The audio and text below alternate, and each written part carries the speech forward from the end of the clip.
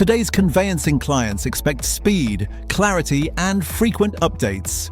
But tight margins and rising client expectations put pressure on conveyancing practices. With smart automation and clear workflows, Leap helps conveyancing teams spend less time on admin and more time supporting their clients. Learn more at leap.co.uk. You're listening to the Today's Conveyancer podcast, the leading source of information for residential property lawyers in England and Wales. Don't forget to subscribe and sign up to our free newsletter at todaysconveyancer.co.uk. You can also follow us on LinkedIn and Twitter. Hello and welcome to the latest Today's Conveyancer podcast. Today we are talking about technology. We have Simon Farthing and Shona, Kaye, co-founders of Lanterna Consulting, on the discussion. And I think we're kind of trying to delve into why firms, or whether firms, should I say, are particularly good at using technology. This is really across the legal services spectrum. Initially, interestingly, the introduction to Simon and to Shona was via their work with a private equity company that has invested in legal services, which is one of your strands of work, isn't it? So lots to kind of get through over the course of discussion. Great to have you both on. First things first, though, tell us a little bit about yourselves and Lanterna. Simon, first, if you don't mind. Thank you. Hi, David. So I am sort of one of those hybrid beasts, different arms, legs and head. So I'm part lawyer, part technologist, part commercial lead. I've kind of come through a career which has been entirely in law, really, since I was born. I've been in the legal services industry, either delivering legal services or helping people get more out of there. And I guess we talk about Lanterna, and Shona will talk a bit about her sort of path to this. This was really about that kind of lifetime of meeting frustrated law firms who were feeling like maybe they weren't getting the most out of the tech. Maybe feeling that things weren't, they were investing good money, they had a good plan, but maybe it wasn't the outcome they wanted. And a big part of why we created Lanterna was to kind of solve that problem in a quite a holistic way. So kind of quote, Douglas Adams, this sort of holistic detective agency. You've got to understand everything to understand why there's a problem. You can't just go in and say, swap the tech. So that's kind of me, and that's why I'm here.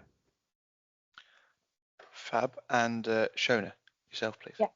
Yeah, perfect. So I met Simon. We worked together for a FTSE 100 legal technology company, and basically started looking at some of the really common challenges that clients are finding, and not just in terms of the tech itself, but in terms of adoption, in terms of selecting the right solutions, whether they're core solutions or solutions to complement process. And we started noticing a lot of the same patterns, really, that there's firms that struggle a little bit around change management, around adoption, around making that technology work once they've made the investment, but also in investment decisions as well. So in terms of understanding which technology is right, not just the technology that the firm next door are using, but which technology is right for their unique needs and requirements, because every firm is different. And really trying, I think, part of our process is to make that technology turn into really positive outcomes. So it's not just an investment, it's about the outcome that ultimately the firm receives. So my background is in project and program management and business analysis, and a lot of that is just really ensuring that we get these requirements right, that we manage the project right, that we deliver in the right way. So we bring expertise and we bring delivery at the same time, and we try and complement those two things together so that the firm makes the right decision, and then off the back of making the right decision has the right outcome.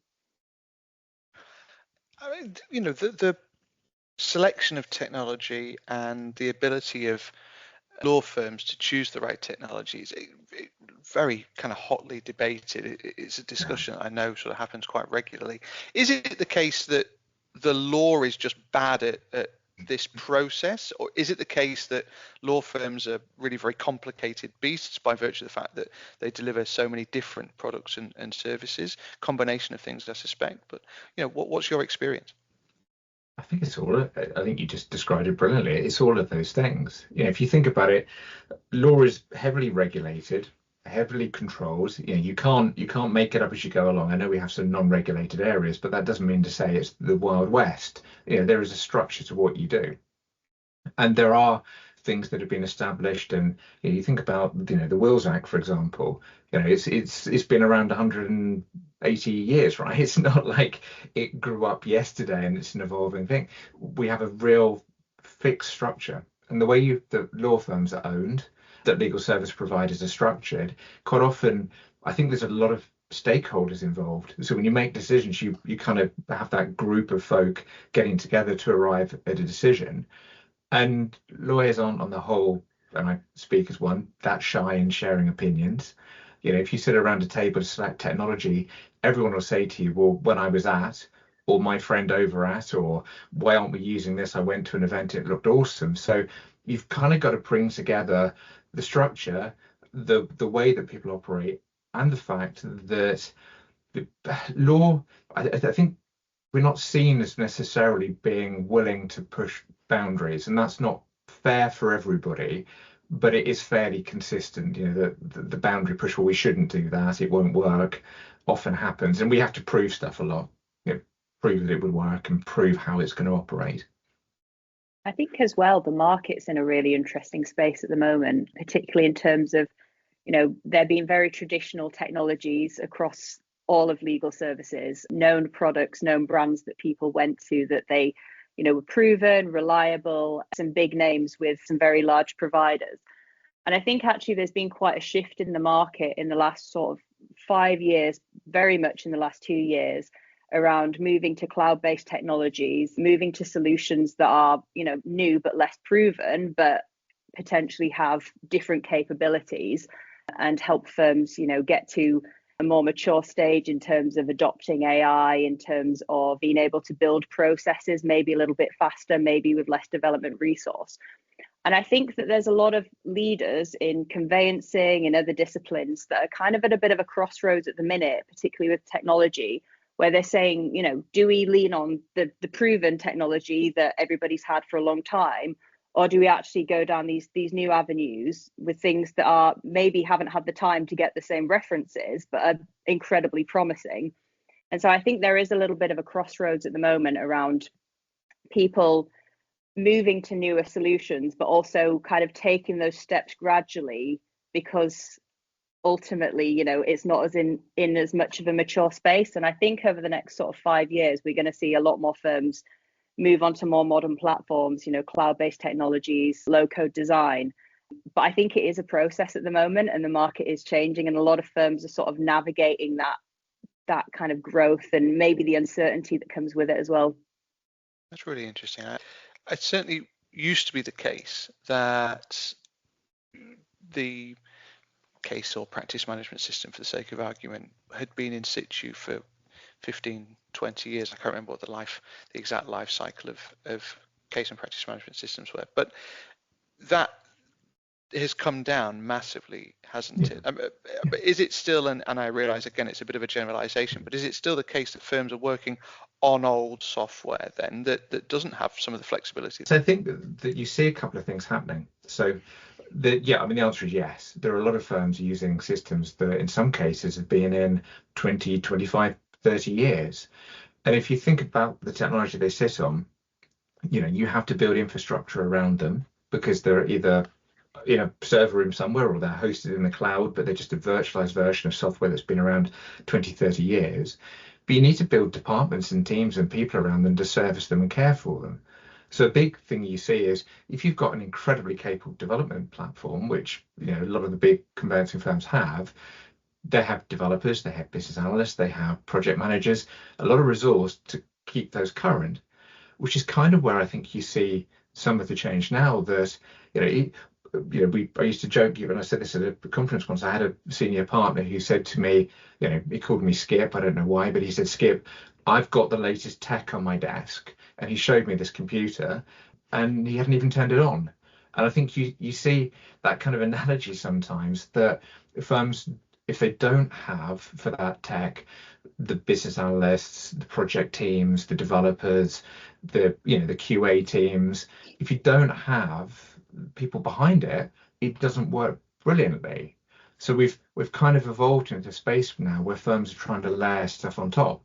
So my core platform doesn't work brilliantly, but it's so embedded in what I do, I don't think I can change. Let's add something to it. Let's see if we can make it a bit better with an online portal. Let's see if we can make it a bit better with some integrated search management or whatever that may be.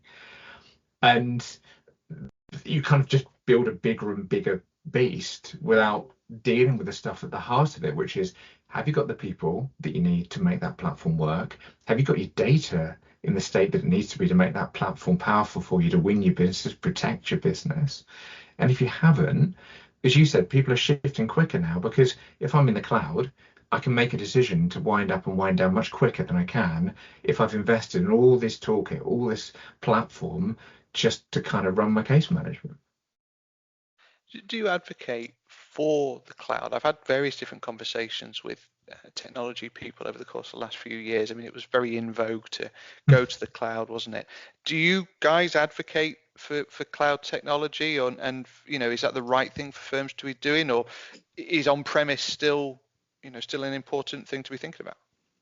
I think we definitely go by the needs of the firm as well. So we're running a system selection process currently, and they've said to us, look, we want to go to cloud. We've been on premise for a long time now. We're using to work from home. That's inconvenient for our users. We do want to go to the cloud. But as a baseline to that, we do, pull in some traditional technologies as well that are on premise to give them a bit of a baseline and to show them, what that might look like in terms of a path, in terms of a journey. Because I think there are some incredibly flexible solutions that are traditional that will allow firms to go quite far with what they want to do, particularly if they're running very granular processes. So we will absolutely provide that baseline. But what we're finding now in terms of selection processes and in terms of the people we're bringing in, often the technology suppliers are saying, look, we are cloud-based. This is the future now. And firms are equally saying, this is the direction and the path we want to go in. And I think that actually the gap that we're talking about is, in terms of flexibility with cloud-based providers now, if they're sort of low-code, no-code platforms, then maybe getting to the stage where, the traditional ones were in terms of being able to build very granular things where that's required for firms. And I think that actually for a lot of these new cloud-based providers, and there's some really incredible solutions out there that we've seen and, we really admire. I think for a lot of them on their roadmap is looking at how they make those workflows more granular, how they make it more flexible, how they continue to serve clients in the tools that they have to keep building the solution as well.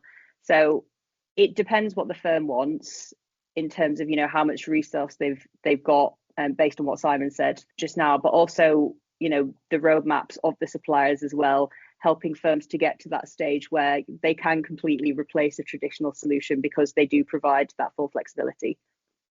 I think you just sort of look at it, and to what Shona was saying there, it's almost like we've had over the last decade two camps. So we've had the traditional providers who've done incredibly well, are very embedded, and have got a vast amount of functionality that's evolved over the life cycle of the product, which is really hard to get away from. And then you've got the other side where you've got these new SaaS first, cloud, built in the cloud for the cloud solutions, who've been rushing to build the level of functionality that's needed to compete with the on-premise. Yeah, they might have been more accessible. They might be easier to deal with in a disaster scenario because they just fail over to another environment. But they maybe don't have the coding ability or the changeability or the adaptability. So they've both been kind of rushing to the middle, and it's been a case of who gets there first. And I think you've seen a few folk on that journey, often through acquisition or investment, changing strat and saying, well, we're not going to support our on-premise solution any longer. So actually, sometimes there's some solutions out there that are loved by the firms that have got them, but the owners are saying, we're going to go to cloud. We're not going to keep supporting the platform. So Shona's right. The most important thing is understanding the firm's ability to leverage the solution and get the best from it, but also to match the needs for that firm in the round, security, disaster, scalability, and changeability. The Pareto rule, if you 20% of what you do is coming from sort of just the ability to run a case, are you investing in a lot of stuff you don't need? So balancing that out. You've talked there about the importance of having the right people in the room and really getting a decent understanding of what the firm needs to achieve success when it comes to their technology selection. I guess there's kind of two parts to my question. One is, do firms really understand what on-premise or what cloud really means? Again, I shall go back to the point about it being very fashionable to kind of be cloud-based. But then secondly, who are the right people to have in the room and in that discussion? Because, I think about the law and I think about professional services in general, and I think about my own business. If I'm asked, well, what's the right technology for me? I couldn't be 100% sure because that's not my bag. I'm not an IT person. So how can we make sure that firms have got the right people in the room telling the right story to ensure that we get the right combination of technologies? Yeah, absolutely. I think really, really good question. And to note, when we go into these processes, we are actually supplier agnostic in terms of, who we work with. We don't necessarily prescribe a solution to a firm at the start because, what's good for one firm isn't necessarily good for the next. But what you said is really key as well, people understanding what these products are.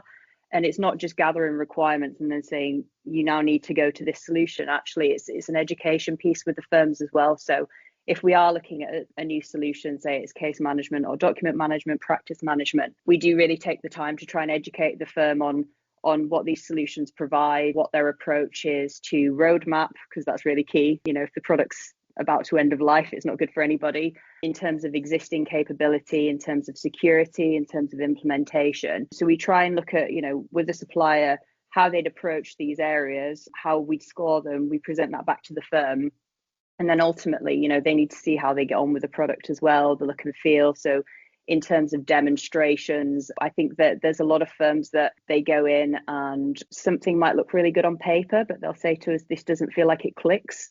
And, sometimes it is about user experience, and that's the key thing as well. But in terms of your question, how do you get the right people in the room?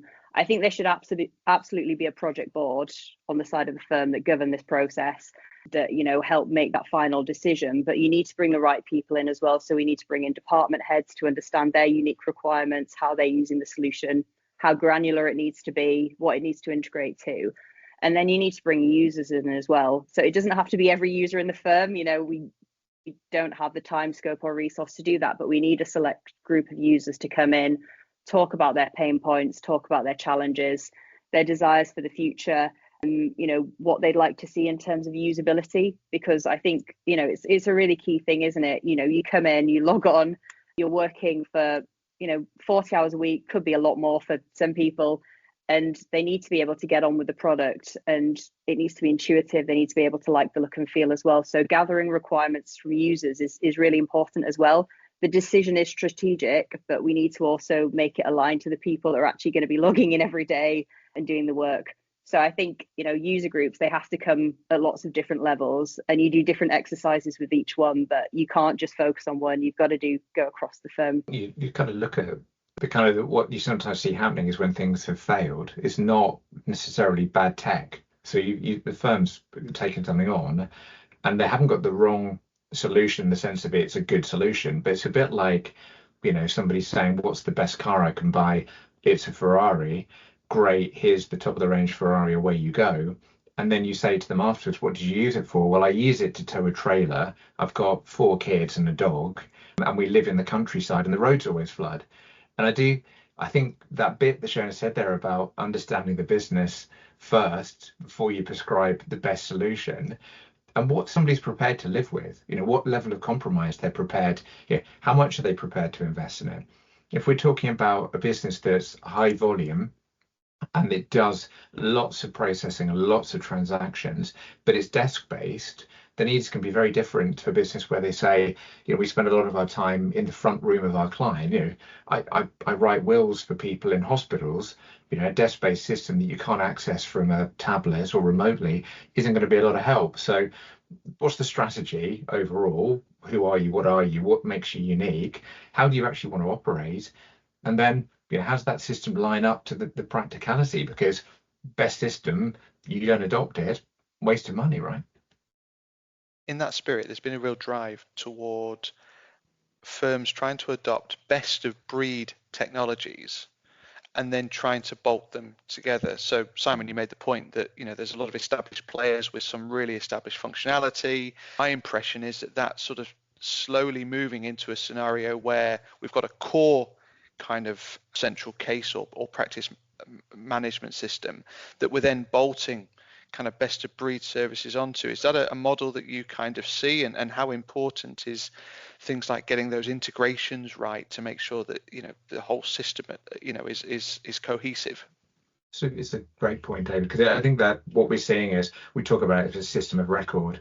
You actually need to start getting to this backbone that is the correct source of truth. So, you know, the frustration a lot of lawyers have today is, well, I filled that information in 4 different places. And it's not just I filled it in 4 places, my client has probably filled it in 4 places. So having a backbone where you have an understanding of a client journey and a system that supports, you know, data capture and process is really important. But then you talk about the individual departmental needs. Different traditional all-in-one solutions might be better in, say, a particular volume area, or they might be better for commercial law. It's quite hard to shoehorn something to fit everybody perfectly. So you are increasingly seeing firms saying, look, if this works, if 70% of this is great for everybody, how do we make it work for the people around the edges by what we add? And that comes down to, again, how that core system is really structured. In terms of integration layers, does it offer open APIs? Can I connect it? Can I communicate with it? Because what I don't want to be doing is spending all that technology time I've saved from, you know, moving to SaaS platform on building, you know, this middleware layer to integrate all the wonderful things I've got, and have a team of 12 developers constantly saying, right, how do I get the data from that into that, and how do I call that and trigger that from there or there? So as a schema, I think it works really well. But again, it's, can it integrate to it? What will it integrate? And how does that link to that core journey we talked about? Because we don't want to detract from, you know, we don't want to do it 3 times. Is that sort of part of the work that you do then, that you're helping firms really understand, okay, well, this, you know, this might very well do what we want it to do, but we can't get it to work with this piece of kit, so we're going to have to find a compromise solution or a workaround over here? Yeah, absolutely. I mean, it's interesting how you go about that as well, because sometimes it's that you need to, you know, mobilize teams within the firm. So you need to mobilize that development resource. So, you know, Lanterna is helping you with your project and delivering your program, but actually, you know, as a firm, you need to come in and do that. And other times it might be bringing in third parties to look at how they would build that layer or how they would build that integration. I think, you know, each time we go in incredibly flexibly, because it does really depend on, you know, what the firm's capability is and what the resource is. But we do have different methodologies in terms of how we'd address these things. And each time, I think it is just a case by case basis. I think you touched on the skills bit there, Shona. I think that one of the things we've seen that's quite hard is technology is becoming more and more capable, but there's so many considerations when we talk about technology and technology delivery. You know, whether you're talking about, you know, scalability and delivery of platforms, devices, software application capability, integrations. You know, when you start to look at everything you need to consider to make technology work really well and make people happy, including the change management, the transformation, the training, all of that, we used to in the day have, you know, a very small team of people expected to do that. Ahead, certainly for a smaller practice, maybe a head of IT, you know, an IT manager who had a couple of people that supported them in that. And that's really hard for anybody to be able to do all the things that today, you know, add in AI. You know, suddenly you're an IT manager for a law firm. Your background is infrastructure and implementing, you know, solutions, and suddenly you have to know AI. You understand things like bias and, you know, the logic behind the way that you might prompt requests from AI. It's a really big ask. So a big part of what we're seeing now is about trying to help support the teams on the ground, saying, look, you can't expect everybody to know everything. How do we help build the team out? You know, get the resource that you need, and accept that sometimes the need is a short-term one. You know, we're going through some transition. Let's help you. You know, it's a bit like a football team trying to get promotion. You know, we're a bit short up front. Let's bring a lone player in, you know, who's played at this level, who can score some goals. Let's use the resource. not because we want to kick anybody out of the team, but because we want to get you through the immediate need. So we're seeing a lot of that now. How do you get all the right folk on the pitch for the game in hand, so that you don't expect, it's not all on one person's shoulders. Yeah, absolutely. And presently, we're also doing a fractional role within a major law firm as well, because they've got a roadmap and they want to get to a certain place and then put a full-time role in. But they've said, in the meantime, before we can get a stable role, can you help us solve some of these immediate challenges over this period of time? And sometimes that's the approach that looks right for the firm. Sometimes it's coming in and delivering things as a project, but other times it's coming in as a short-term role for a set period of time and saying, these are the goals, these are the objectives, here's where we want to get you to in 6 months, 3 months, etc. I think the other bit is probably the lawyers themselves. So as a lawyer, I pride myself on being able to work a lot of things out. I probably think that I can answer pretty much anything. I have that level of confidence. And I do think that when you're dealing with intelligent people who are good at asking lots of questions, they perhaps in the past have relied on their own skills and knowledge to find solutions. I think a really important thing is to enable them to articulate what they need and why, to talk about their particular problems in a way that they understand, but then be suggestive as to the solutions, whether that's the tech or the process or the delivery. So helping them get to the outcomes that are right for them, and not expect them to understand all the things we just talked about. Enabling them to make an informed decision with a bit of extra help. These topics are very difficult to condense into 25, 30-minute podcasts. So we're going to move on to your work with private equity. I said at the top of the discussion that our introduction came through some work that you were doing supporting a private equity house, make an investment into a conveyancing organization.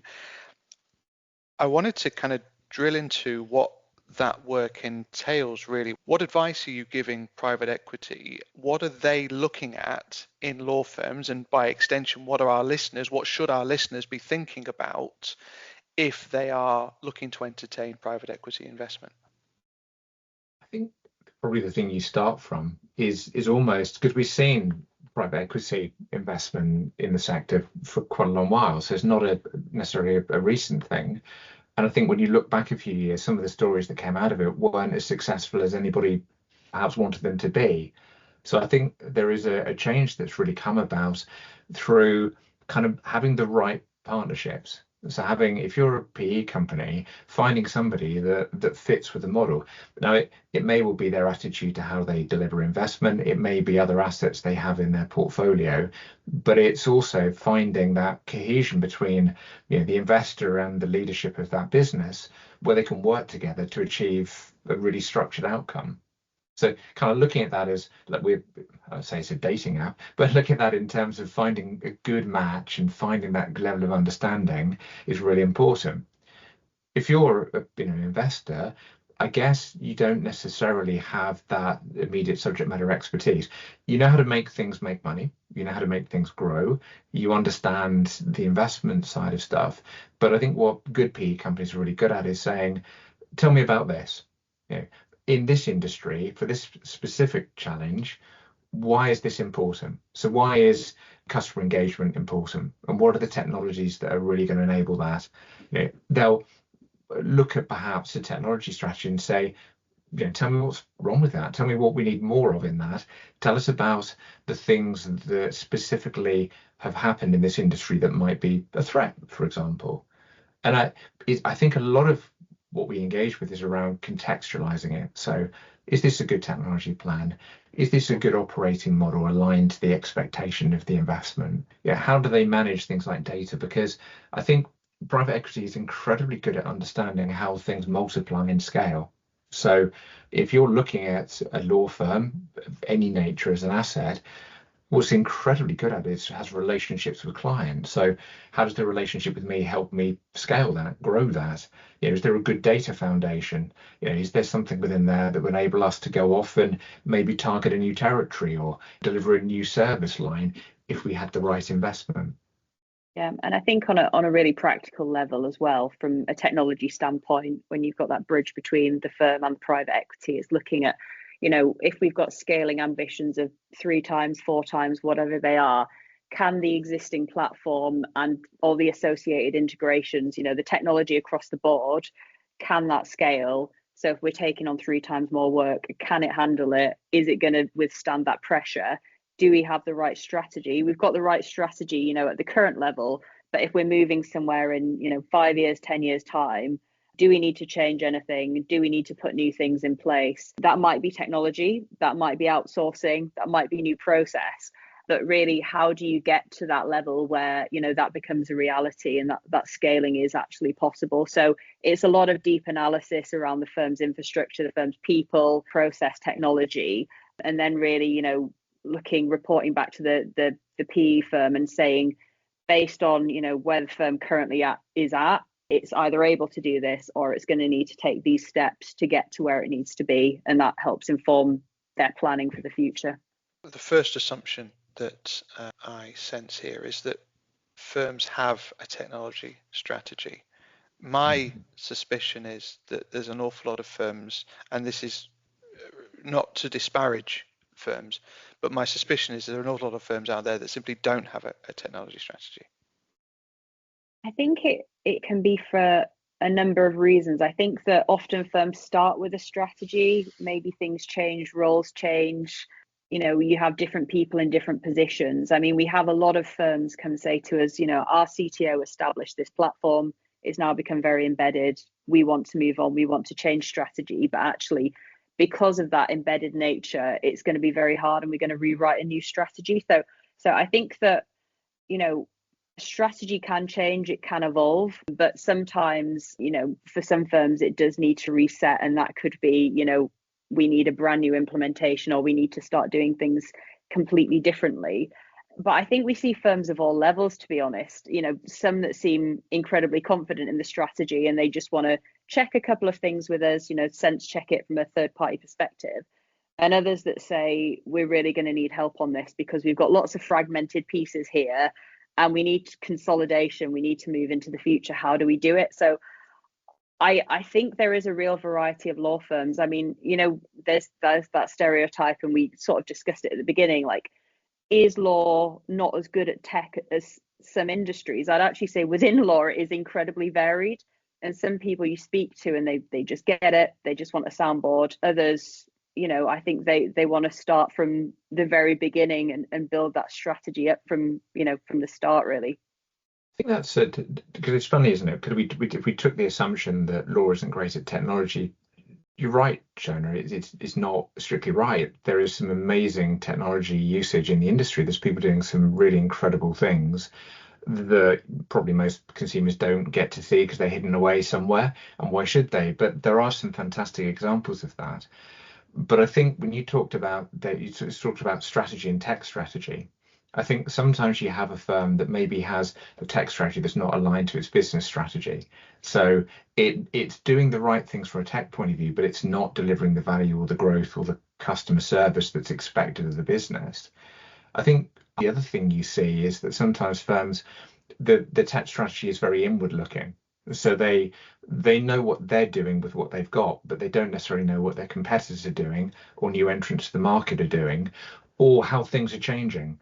So they might have had as Shona said, they might have had a really good plan. They might have invested really heavily in building out, workflows and having a really comprehensive case plan, but that isn't being informed by the wider market. Or as we often say to clients, is that being informed by the market full stop? So look at other services, look at other industries that do what you do, provide services and advice to people, deliver things in a very modern way. Are you living up to the expectations of the consumer? I expect to pay for something by a couple of taps on my phone. I expect to be able to share my ID by being able to hold my passport over something. Are you actually serving the technology needs of the modern consumer? Is your tech plan actually representative of the things that it needs to be for growth in an increasingly technologized and changing world? And we're doing a really interesting project with a client at the moment on the subject of trust and estates around the different audiences or the different types of clients that might be consuming their wills. So you've got your traditional clients that might want to come into an office. They don't really want a technological experience in terms of payments. They probably want to pay at the desk. They want to come and bring their passport in. Other, and you could say younger generations, but it doesn't have to be younger generations. They want as few touch points with a person as possible. They want everything to be digital. They want to pay online, do their ID online, do any checks online. They probably don't want to set foot in the law firm. Maybe if they do have to speak to, a trust and estate solicitor, they want to do it online, or they want their entire will written online. And so it's a really interesting exercise, because that firm currently is evaluating not just how they deliver services to their clients, but how they deliver services to those different categories of clients as well, and how they can serve those different generations. And I think that is a really interesting exercise, not just saying we go down one path here, we are completely technologized, or we are completely traditional. Like, who do we have? Who do we serve? And how can we fit our model flexibly to those different needs? We are fast running out of time for the podcast, but and we were just discussing before we started the recording, it's now illegal to not record a podcast about technology without talking about artificial intelligence. So let's finish there.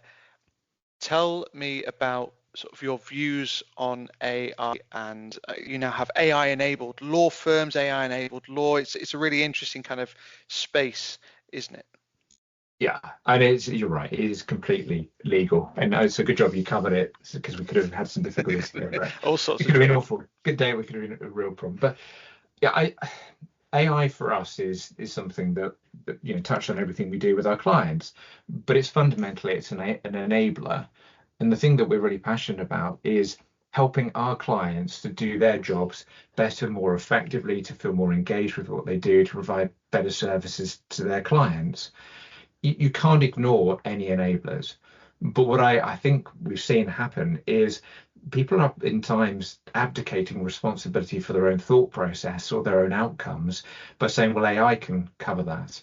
And we're almost treating it as a standalone, separate approach to technology. If you're not talking about AI, if you're not considering how it's going to be part of your tech stack, I think you're going to have a problem as we move forward. But also, let's think about how we enrich the path of the individual without removing things from them. Because framing a question to AI, and we're getting so many law firms saying to us their clients are raising queries on their reports, or they didn't get an update, and AI has read the report and they've come back and they've said, well, why aren't you doing A, B, C, D, and E? And D and E are completely irrelevant, completely wrong, not because AI isn't capable, but because it doesn't have the context or the understanding or the mindset, or often, frankly, the latest data set. Because things like short tendencies, they changed in May. If you look at most data sets, if you chuck it out there onto commonly available OpenAI, it will give you the wrong answer about things. So I think AI is really important, of putting it in there as the enabler, the leverage. Think about how it, alongside other key business tools, are going to make you deliver your ambitions. But let's empower the individuals. Let's make them able to do more and delight their clients more without detracting from that or abdicating because of it. Well, as I said in the course of the discussion, very tricky to cover this topic in such a short space of time. So we've had a good meander through all sorts of different topics. And I'm particularly interested in your comments on the views of private equity, particularly for firms that are looking at entertaining investment. It's been great to have you both on the podcast. Thank you so much for your insight. Thank you very much for having us, David. It's been a pleasure. The Today's Conveyancer podcast is available on your preferred podcast provider. It's also available on todaysconveyancer.co.uk. My thanks to Simon and to Shona. Thank you as ever for listening, and we'll see you again soon.